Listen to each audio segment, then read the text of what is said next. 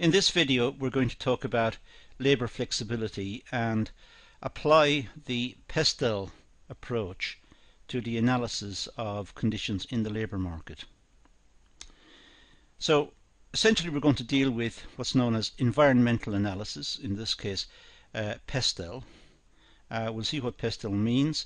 It'll be a revision on previous classes on the course, but we'll have a look at what PESTLE means and we'll look at it in the context of the labour market. So environmental forces such as PESTLE, politics, economics, social, technical, legal and environmental. So environmental forces such as PESTLE have the capability to change or affect the way human resources are managed. So the wider environment affects the way human resources are managed. It determines the extent of the involvement of people in work through economic forces, for example, and it also determines how we work in all sorts of ways: the legal conditions, the technological conditions, and so on. And we want to see how these are applied in the context of our analysis of the labour market. Changes within the external environment will have an impact on the labour market and the way organisations structure their people resources. So the external environment impacts on the labour market, and of course the labour market is in a sense the interface between people and the organisation. The labour market is what determines pay, remuneration, salary in general. It also will determine the conditions of employment, the skills that are required. So the labour market is a complex economic phenomenon which brings together workers and employers, the employees and the employers, and tries to work out some sort of equilibrium or agreement between the two sides which will enable them to work, to perform functions within industry, and at the same time the employees receive rewards, good working conditions perhaps, and good remuneration. So the labour market is affected by the wider environmental factors, the economic factors, the technological factors and so on, and we need to go across these and look at how they influence the labour market and thereby determine the involvement of people and the conditions that people work under in industry. The economy is fast changing with constant threats from competitors worldwide. This will have an effect on employees and the type of jobs available. Well, we live in an ever increasingly complex society.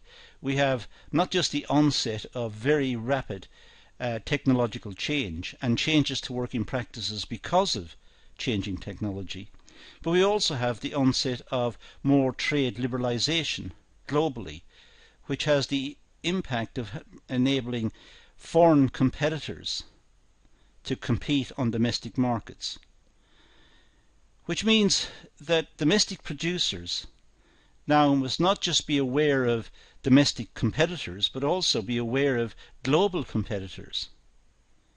So as far as the business is concerned, the world has become extremely complicated. So clearly this is an external factor to the business. The business didn't cause this to happen. The business didn't cause technological change, didn't cause the internet or cause global trading on the scale we see today.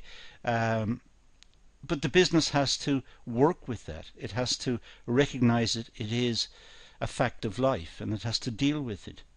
The business did not perhaps to any great extent, unless through the political process, agitate for globalization. It happened because the desire on the part of the consumers to get cheap imported products was overwhelming. There was a a need politically to involve countries that were perhaps in the past not connected to the outside world, countries like China, for example, but also many other countries, what was the Soviet Union. Now there is considerable trade with Russia, and the old Soviet bloc may have broken up, but we trade extensively with countries that were in the past a part of the Soviet bloc and were therefore, in a sense, excluded from world trade. So we're living in a very complicated time, and it's likely to become more complex as communications further evolve. Indeed, if you look at traditional sectors, for example education, the one we're dealing with here, in the past it was chalk and talk. That's the expression. The lecturer would enter the room with a piece of chalk and some notes and proceed to draw on a blackboard, and the students would write it down. Now we have videos, we have teleconferencing, we have emails, we have forums, we have virtual learning environments, we have all sorts of tools which will facilitate learning. And we recognize that people don't learn at particular times. They learn throughout their lives. They learn throughout the day. They learn when they have spare time and when they're free.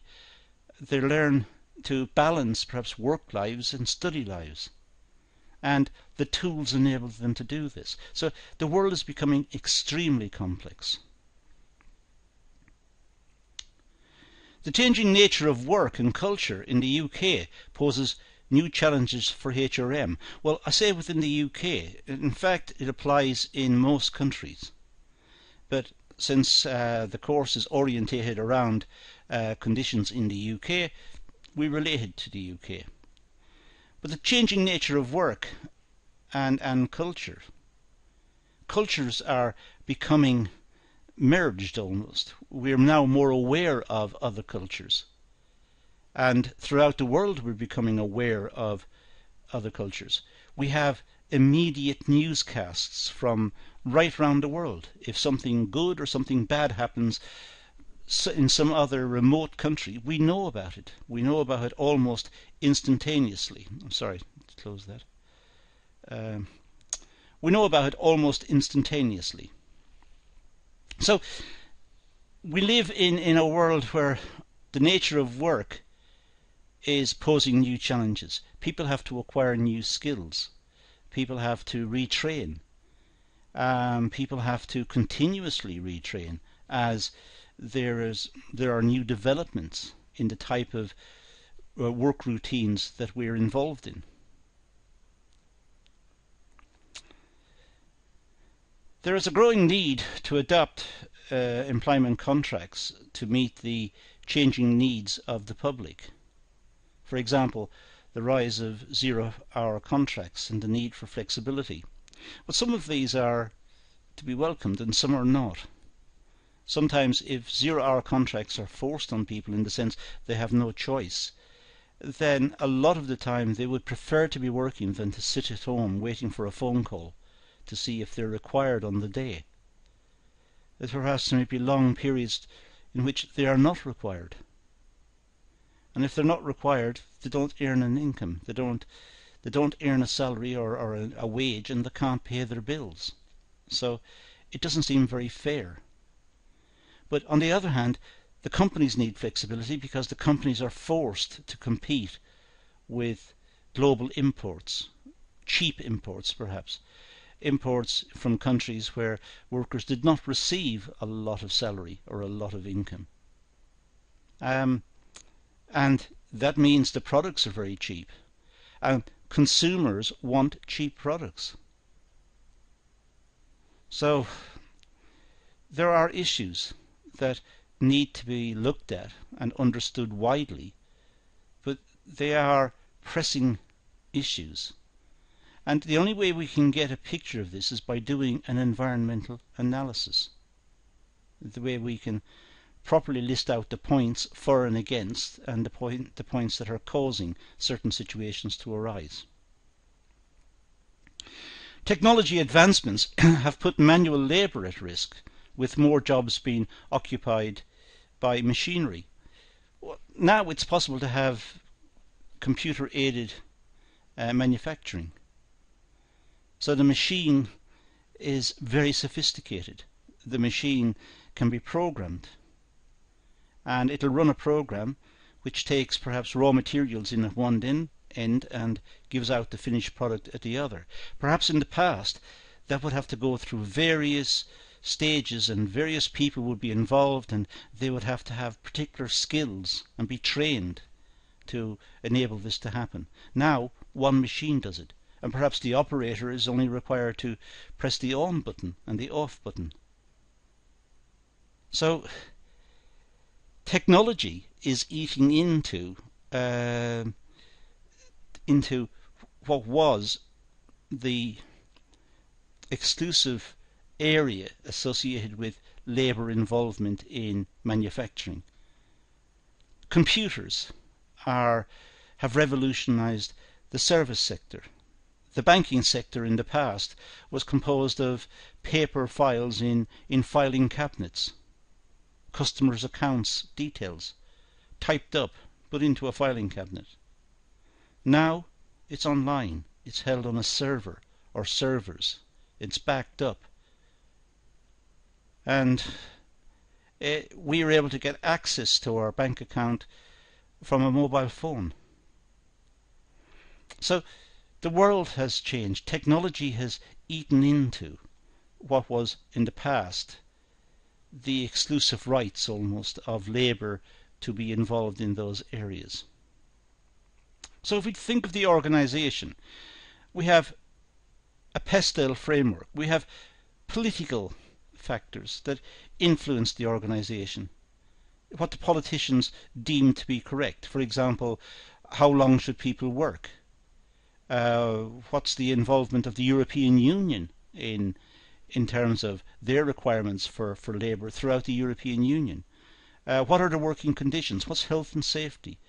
So the areas where HRM was involved in the past and had perhaps had discretion in the past, that discretion has now been removed by political imposition.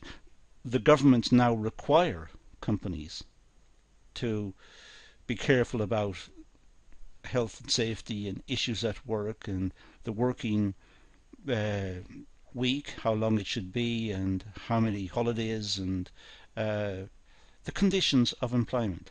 So the politics of work has changed. Of course, there are economic factors at play, global factors, as I said earlier. But also the European Union and technology, and we'll talk about technology as a separate factor in a moment, but technology has an economic impact in terms of costs. So there are many factors at play in terms of economic influences on the organisation. There are socio-cultural issues. Societies tend to be multicultural. In the past, producers would have a good idea of the type of products that were required within the market because of an overwhelmingly homogeneous or homogeneous society.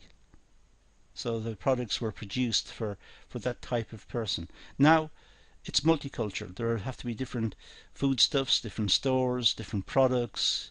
There are also different ways of working because of requirements from different socio-cultural groups. Technology, as I said earlier, it has an economic impact, but also it's so rapidly changing. It is so pervasive as well. It's everywhere, and it has made large changes into the way we live our lives, not just our working lives but our social lives as well. And there's a blurring of functions. People can work from home, whereas in the past that would not be could not be understood or accepted, because people had to be in the office or had to be in the place of work. But now perhaps people can work from home, they can work on spreadsheets, they can work on their accounts, they can send emails, they can deal with the organisation from a distance. Vast changes because of technology. A lot of these are captured in the legal system.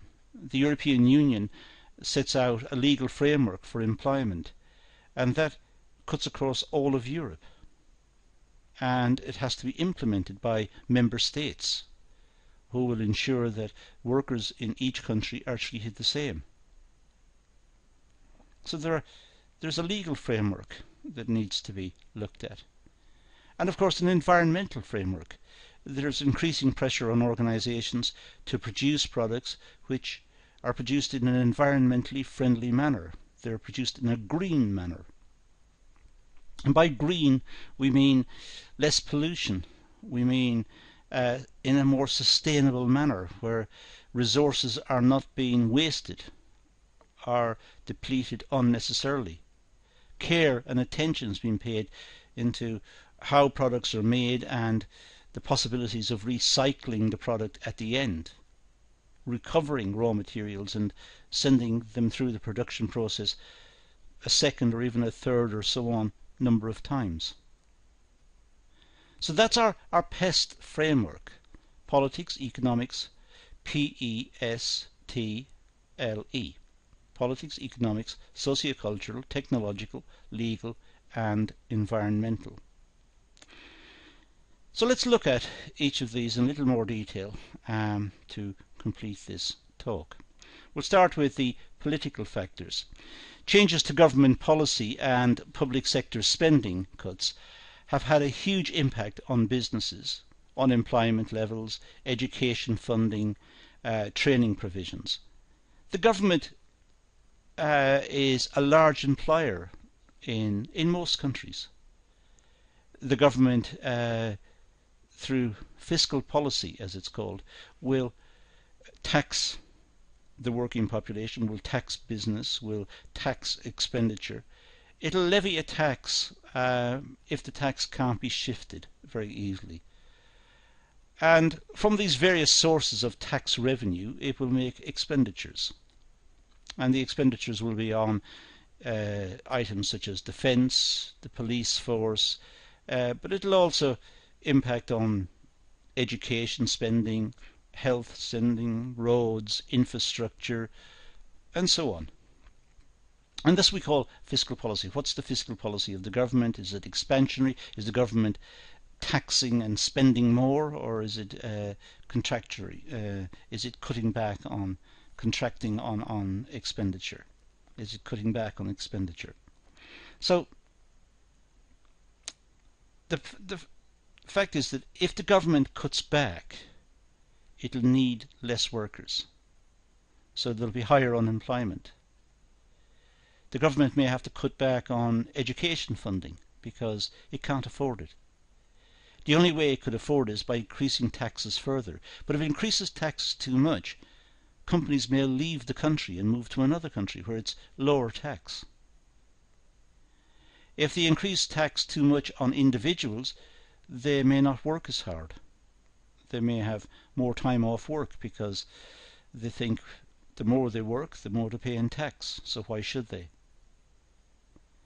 So political factors influence the commercial life of the country.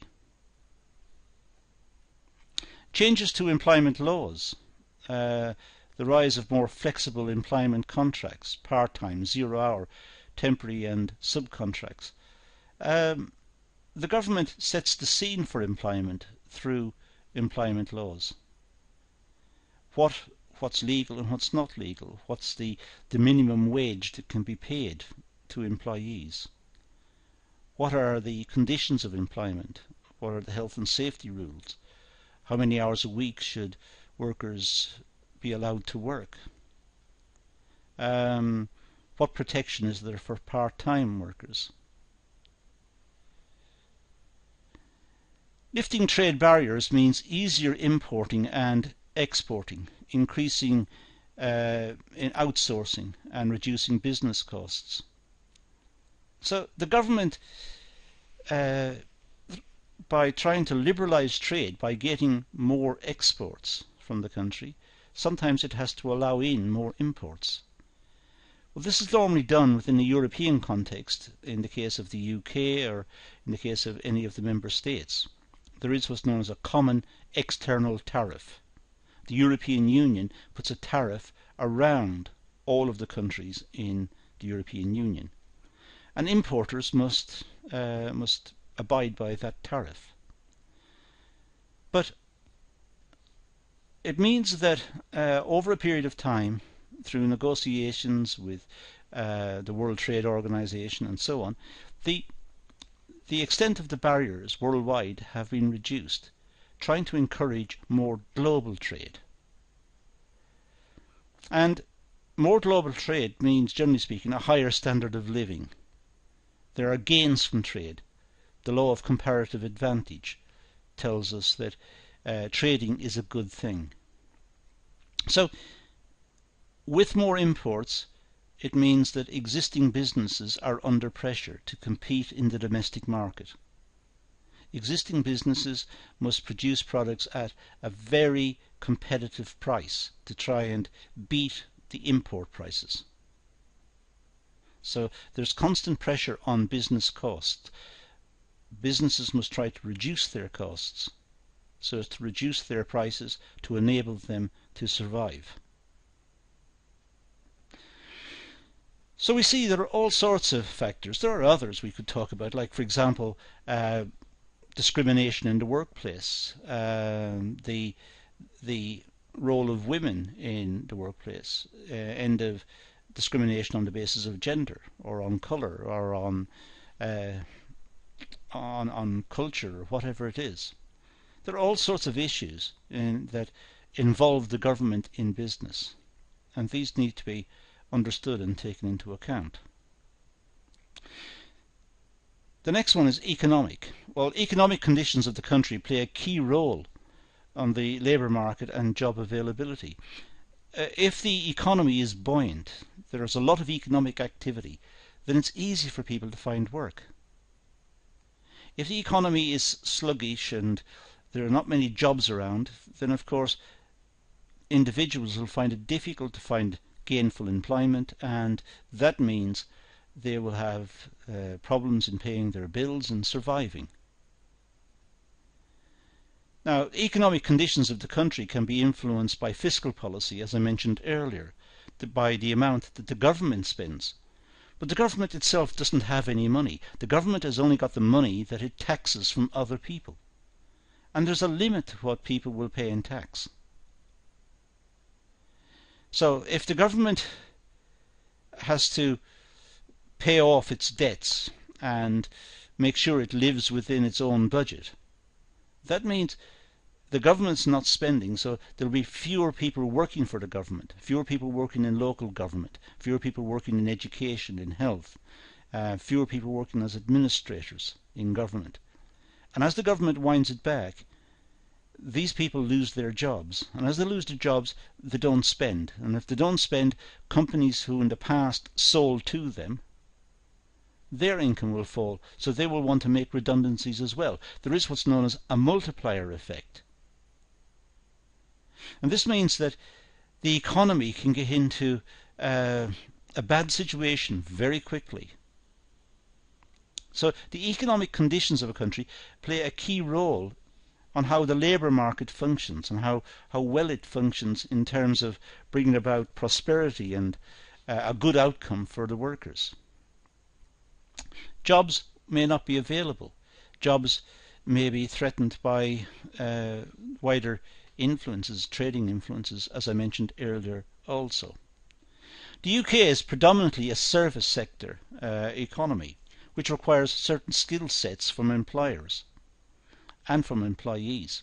Labour and industrial jobs have become harder to sustain due to outsourcing. A lot of heavy industry from countries like the UK has gone to other parts of the world. So we accept that heavy industry will now be concentrated in places like India and China, in many other parts of the world. And they will go through the phase that perhaps the UK and many other countries went through in the 1960s, the 1950s, and so on, in the post-World War II era. But now the UK has switched to services, to tourism, banking, insurance, accountancy, the entertainment world, music. It's a different environment. And the UK export those services and in return receive back the manufactured goods which were previously produced in the UK but are now produced in some other country. So there's been a very dramatic change in the structure of the labour market in some countries. But also, in the countries receiving the heavy industry, they've also changed. In the past, perhaps people were mostly agrarian, perhaps worked on land and worked on the family farm. Now they will be engaged in engineering, in manufacturing. And the family farm will be an additional source of income for the family. So the changes that have come about in the last, say, 20, 25 years have been immense. The strength of the UK economy determines business growth and hence the need for labour. So the strength of the UK economy, which is determined by the buying power of the people living in the UK, their buying power, but their buying power particularly in the context of UK produced goods and services. If the buying power is aimed at buying imported goods, then of course that money is leaving the country straight away. But if it's aimed at buying UK produced goods and services, that will mean there is a need for more labour to produce those goods and services to meet that demand. So the economic conditions of the country are clearly important in the context of business. And these are just some of the areas in which the economic factors impinge upon the business. It's also social. Health and living standards have changed. There's a growing need for fitness and being health conscious. Business needs to invest in welfare provisions to support healthy living standards for their employees. There's been a revolution in the way people live and think. In the UK, in the past, smoking was widespread amongst the population. Now smoking is not condoned. So clearly those companies that relied on the tobacco trade have been affected. There is increasing pressure on alcohol consumption, and people are increasingly aware of the bad effects associated with excessive alcohol intake. There's more interest in fitness and in healthy lifestyles, in work balance lifestyles. People want to go to work, but they know they have a life outside of work, and it's a question of getting a balance between the two. What suits them? So this will obviously impact on businesses. Businesses need to accommodate this change, and it is a social change. And it's happening not just in the UK, but it's happening throughout Europe. It's happening in America. And it will be global, because once it starts, it seems to spread. In terms of education, there is a growing interest in apprenticeships and preparing individuals for the world of work. Apprenticeships is when particularly younger people, perhaps around 16 years old, join a company and are put on a training program by the company. they will be taught company-specific skills and also some generic skills which will enable them to move job in the future. But clearly they will know the company best, so they should have loyalty to the company. That's where they work. That's where their friends are. That's where their mentors are. That's where their instructors are. There's growing interest in that as opposed to going into a degree course. Now there's been a revision in thinking that apprentices and apprenticeships are valuable. And that sort of thinking is becoming widespread. There's also greater recognition for flexibility in education. Attending higher education for lectures and seminars, that's the traditional method, but there is a growing interest in the type of education that we're promoting here through electronic means, which is more flexible for workers. So people can go to work and get their lecture in the evening when they're feeling rested and they've done their work for the day. They can get their lectures at the weekends, or they can communicate with other students and with staff quite easily through electronic means. And it is every bit as much the quality of the traditional method. In some respects there's more contact electronically. There are more sources of information. It's easier to find the information. There's less travelling. There's less work involved in getting the information or getting to speak to a tutor. It can be done online. So there is a revolution in education. There's greater understanding of health, as I said before, and there's a change in the workforce that's moving in this direction. Organisation culture and people's attitude to work has developed the need for greater employment flexibility. There is recognition that, for example, women have children who need attention. The children need attention to enable them to develop properly. They need to meet the requirements of schools and attendance at schools, and need to be dropped off at school and picked up after school. If they're not picked up after school, where will the children go? Not everyone can afford to have personalised treatment for their children, have nurseries or someone else to pick them up. So organisations, in order to get these women involved in work, they need to have flexibility in their working practices to enable the women to collect their children, or enable the men to collect the children. There's an increasing awareness of the role of men in this situation, and paternity leave is now widely accepted as important. So when family circumstances are changing, when a new baby is about to arrive in the family, the men should be given time off as well. So there's more flexibility is required throughout industry and commerce. And these are all new provisions, or perhaps a better way of putting it is rediscovered notions. They've been around by forward-thinking people for a long time, just never worked through or never implemented until recently. Technology, well, it's one we've talked about quite a bit in the last few slides, but the internet has developed new approaches to business, e-commerce. We think of technology as the internet, but of course technology is a lot more than the internet. We have robotics in industry, we have computer-aided manufacturing, as I said earlier, we have very sophisticated machinery and automated processes.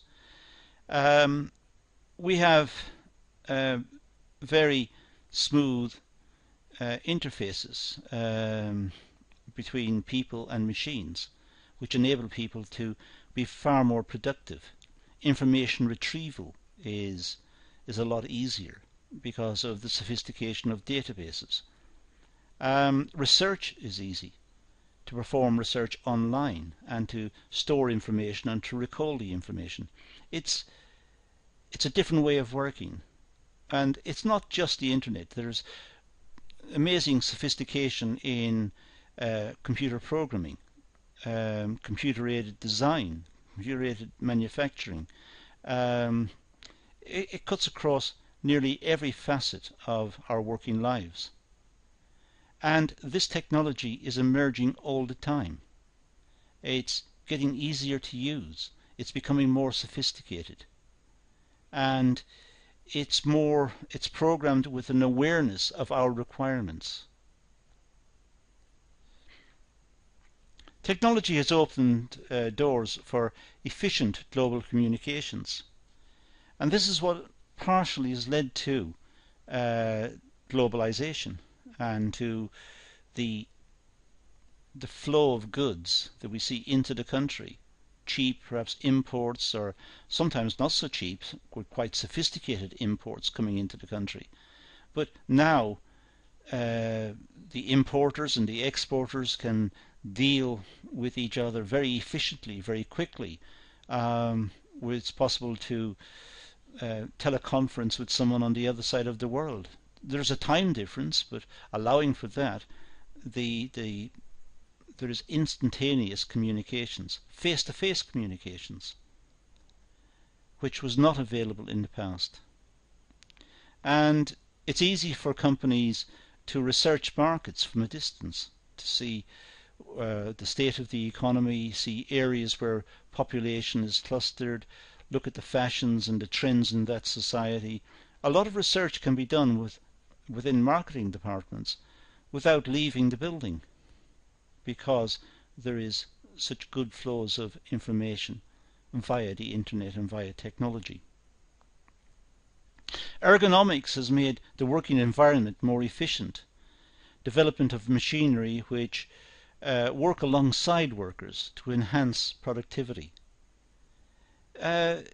It's as if the designers of machinery have studied the processes, studied what is required, and have developed machinery which facilitates that, so that the workers do not have to perform repetitive, boring tasks.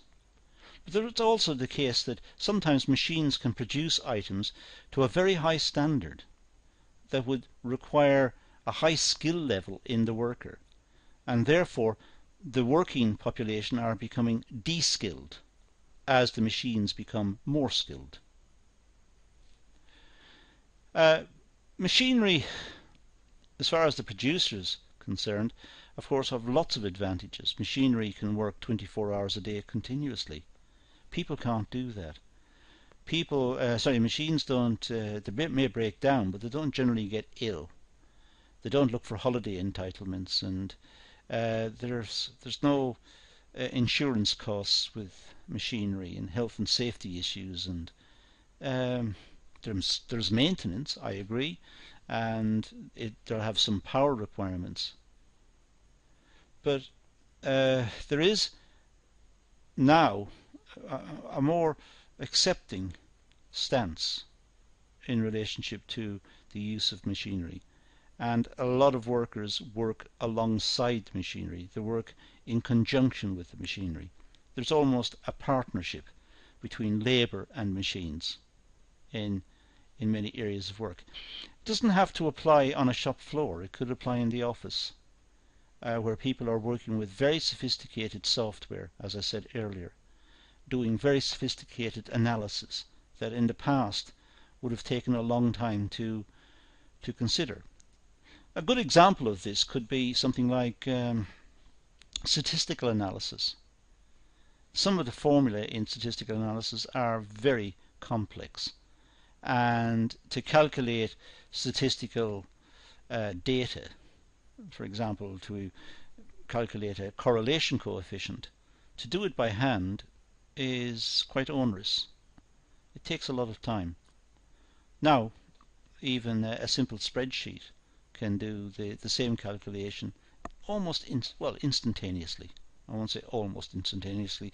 It's as soon as we hit the return button, the answer is on the screen. Now that is the sort of productivity that machines bring to bear on the current working environment. But it does have an impact on employees and the type of skills that the employees need, and also an adjustment in the way we see machines. Legal. Well, legal requirements regarding health and safety legislation and the implementation of welfare provisions. As I said earlier, the European Union have rules about this, and the European Union lay down what's acceptable and what's not acceptable right throughout the European Union. There may be additional pieces of legislation that apply in some countries which go further than perhaps the European Union and would be approved by the European Union as well, known about and approved. There are legal requirements regarding the employment of people, health and safety being one, the use of toxic materials within the workplace, electrical goods and electrical machinery and so on, and also the length of the working week, rest periods, noise, pollution, good drinking water, rest facilities. All of these are legal requirements. People have to be treated properly. People are people. They're not machines. They can't run endlessly. They need breaks. They need to be recharged. They need food and water and rest periods. And also, they need to be able to interact with their colleagues. There is a social dimension. So having the rest period regenerates them so they're able to work more productively, but also it's less injurious to their health. Changes in employment contract and the need for greater employee flexibility. Well, as I said earlier, this is partly due to globalization. Companies experience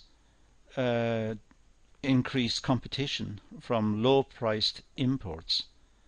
They themselves must cut their costs, and this means they're looking for more flexible ways of employing people, and perhaps employing people not on permanent contracts, but on almost a day-to-day contract. It sounds like a solution, but as I said again earlier, it does lead to uncertainty in the employee's life, because they have bills to pay, they have families to look after. So it's not necessarily a good thing. But there's also pressure for flexibility from the employees. And again, as I talked about earlier, for example, in terms of family life, people want flexibility so that they're able to cope with the demands of a family, demands of children in the family. So flexibility has become the order of the day. This is what employers confront when they're recruiting. They're confronting people who in the past could work perhaps 9 to 5, and many can still do that, but a lot want flexibility. They want to be able to work at unusual hours in terms of what was traditional. They might want to start work at 10 in the morning and finish at 3 in the afternoon to enable them to meet family obligations elsewhere. So there's more demand for flexibility, but of course it's also the case that the technology enables this to happen. Some people can work from home and work easily from home. And again, as I mentioned earlier, you as looking at this and working through the lectures on this course will be working flexibly, will be working at your own pace and receiving tuition at a distance. Except there is an illusion with technology. You're able to contact the tutors, you're able to contact them immediately.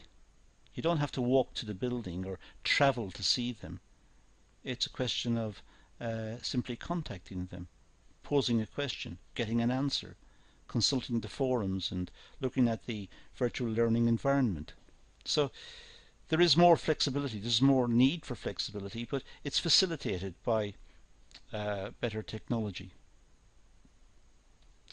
And of course the impact of the European Union movement and the consequences of the UK leaving the EU, well, these are issues that would apply more specifically to the EU. But why it's mentioned here, so that people outside of the EU, people in Asia and in different parts of the world who are perhaps looking at this, will realise that the EU is a collection of countries, but the countries have their own requirements, and sometimes the rules that fit all of the EU don't fit all the countries and don't fit them easily. Some countries within the EU will want to maintain their own practices. So there are tensions within the EU, and the purpose of point 3 here is to indicate that we think, generally speaking, of the EU as one block of countries, and all the block of countries are moving in harmony together. That's not generally the case. There are differences of opinion. There are differences of regarding what the future should be and what laws should be enacted and what is the role of the European Union in each of the member states. And some countries want to have more freedom to determine their own courses of action than others. Some countries will go along with it, other countries don't want to. Other countries want to have their own code of practice because they believe that's the best course of action. And this is the debate that is constantly on the table in the UK. Politicians and people in the UK are constantly debating whether membership of the European Union is a good thing or bad thing in the context of the UK. The UK is an old country with long traditions, with its own legal system, highly developed legal system, its own social structure, it has its own currency, its own regulatory authorities. So it obviously poses the question within the UK, is membership of the European Union, full membership of the European Union, is that desirable? And politicians debate it from both sides continuously. And so also do the people in the UK. So when we look at the UK in future, don't see it as one homogeneous block, one block all moving in harmony together, moving on certain issues. Within the UK there will be differences of opinion. Some people arguing for, some against, and there will be compromises and debates and disputes. But out of it all, ways forward are found, either for individual states who perhaps work in conjunction with the European Union, or individual states who work within the European Union. And these have to be ironed out through negotiations between themselves. But don't see the European Union as one harmonious block. It is a block which is full of debate, full of issues and discussions and disagreements and compromises, and that's how it works. The environment. Well, there's growing concern regarding pollution levels, and global warming has put pressure on organisations to be more ethical and reduce their carbon footprint.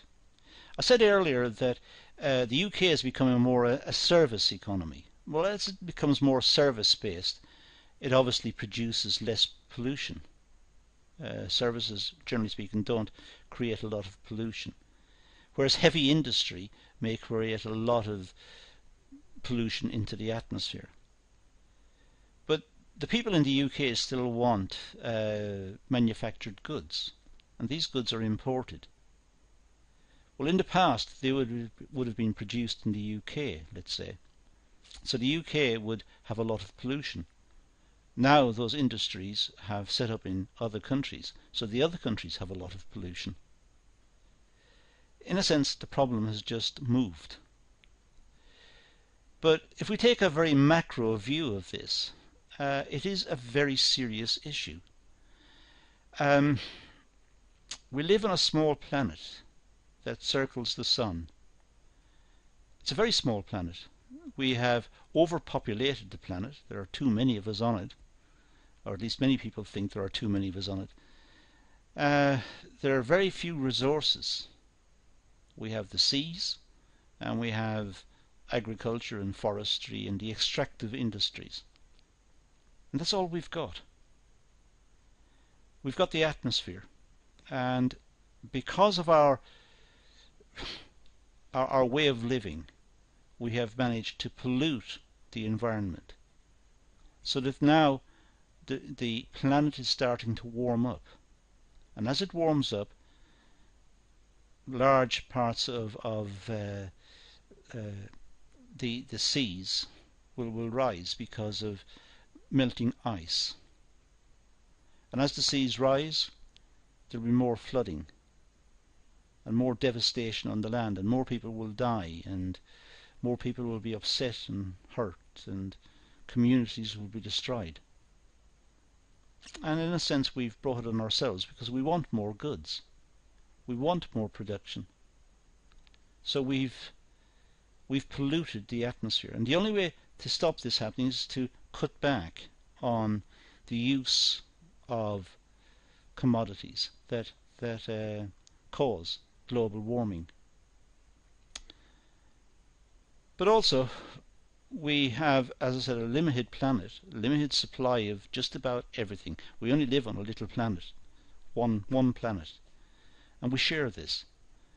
And it's a zero-sum game, as some economists say. The more one group of people get, the less there is available for the others.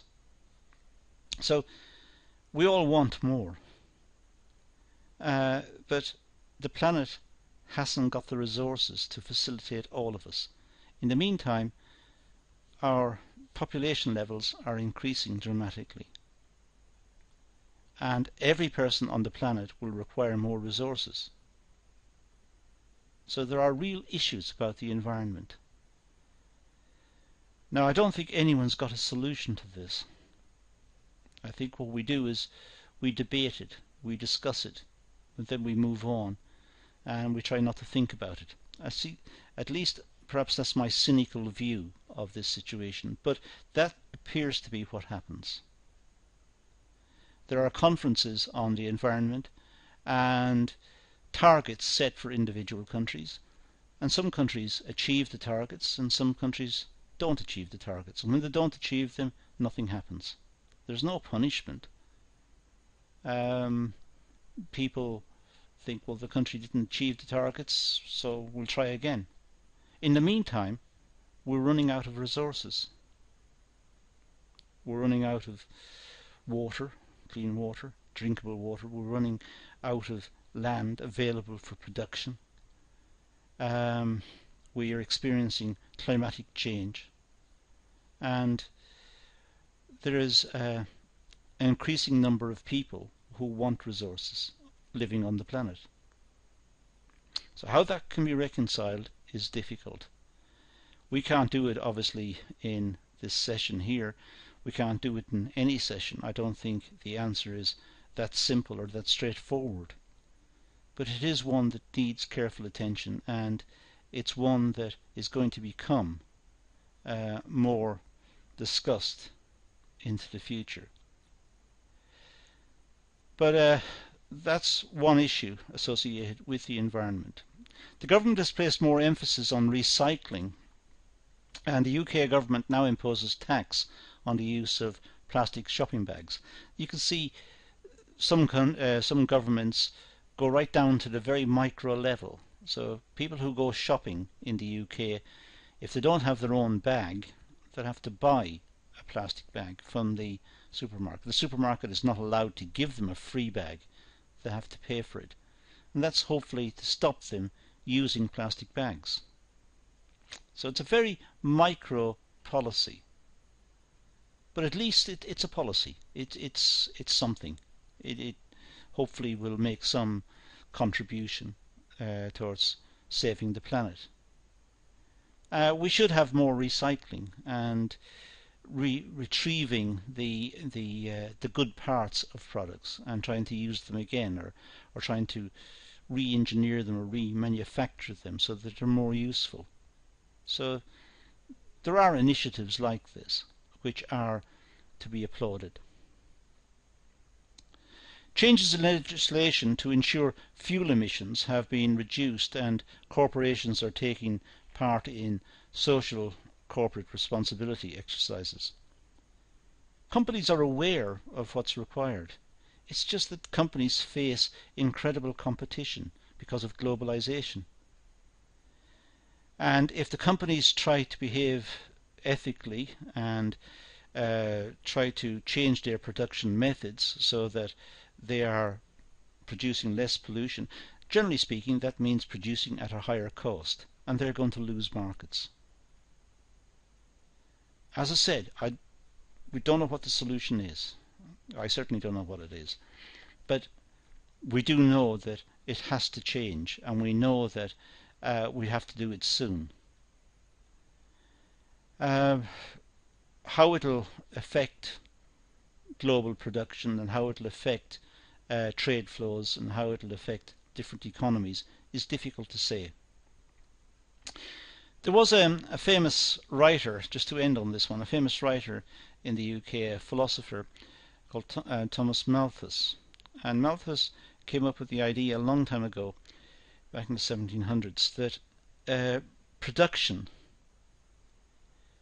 is arithmetic. In other words, increases in production tends to be arithmetic. If we think of people working, they produce a certain amount. Well, next year they might produce 5% more because they become more productive, or they've have new methods of production. So output has increased. Let's say increased by 5%, or very dramatically it could increase by 10%. So output increases arithmetically. We add on a certain percentage. But human population, that increases geometrically. If we have two people and these two people have a child, there were two people, now there are three people. The population has gone up by 50%. They may go on to have another child, in which case the population has gone up by 100%. And it'll have gone up by 100% in a few years. Whereas output has only gone up by, let's say, 10% or 20%. The population has gone up by, let's say, 100%. But some people may have 10 children. So the population has gone up by 1,000% or whatever. So Malthus was concerned back in the 1700s when writing about this. And the same issue applies today. There are real environmental issues to be considered, and it's well worth you doing some more research on this topic and being familiar with these pressures, because the whole idea of corporate social responsibility it's new to the literature. It's only been around for about 10-15 years, and it's emerged and it's becoming more spoken about, and certainly be an issue that confronts industries in the future and confronts companies. So it's well worth doing some research into this and seeing what the arguments are precisely and making your own notes related to these. So on that depressing end, these are some of the resources that were used in the preparation of this class, and that's all we're going to deal with here. So let's leave it at that and say thank you for watching.